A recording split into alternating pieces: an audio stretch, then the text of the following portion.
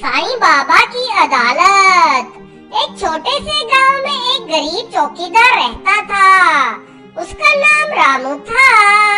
वे दिन रात मेहनत करता, फिर भी घर में तंगी थी। एक दिन उसकी पत्नी बीमार पड़ गई। इलाज के लिए पैसे नहीं थे। रामू गांव के अमीर सेठ के पास गया। सेठ बहुत चालाक और घमंडी था। रामू ने हाथ जोड़कर मदद मांगी। सेठ बोला, ठीक है, लेकिन एक शर्त पर। जो भी लिखवाऊं उसे मानना होगा। मजबूरी में रामू मान गया।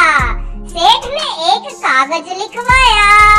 उसमें लिखा था, रामू ने 10,000 रुपए लिए, जबकि असल में उसे सिर्फ 2,000 दिए गए थे। रामू पढ़ा लिखा नहीं था।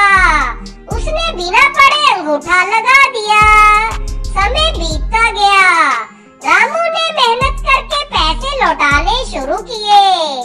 धीरे धीरे उसने 2,000 पूरे कर दिए, लेकिन सेठ फिर भी पैसे मांगने लगा।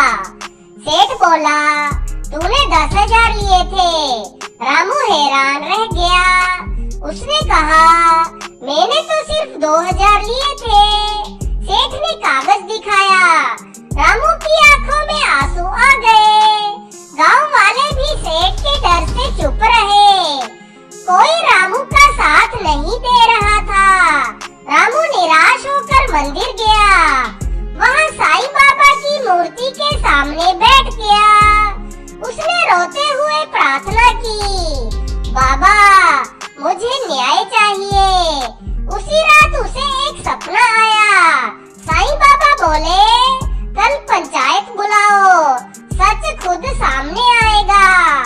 सुबह रामू ने पंचायत बुला ली। सेठ भी आत्मविश्वास से आ गया। पंचायत में सब इकट्ठा हुए। सेठ ने कागज दिखाया। सबने पढ़ा, 10,000 रुपए। रामू कमजोर पड़ने लगा। तभी एक बूढ़ा आदमी आया। उसने कहा, मैं गवाह हूँ। सब चौंक गए। बूढ़ा बोला, मैं उस दिन वहाँ था। रामू को सिर्फ 2,000 ही मिले थे। सेठ गुस्से में बोला, झूठ। बूढ़ा मुस्कुराया। उसने कहा, कागज की स्याही देखो, ऊपर का हिस्सा नया लिखा गया है। पंचायत ने ध्यान से देखा।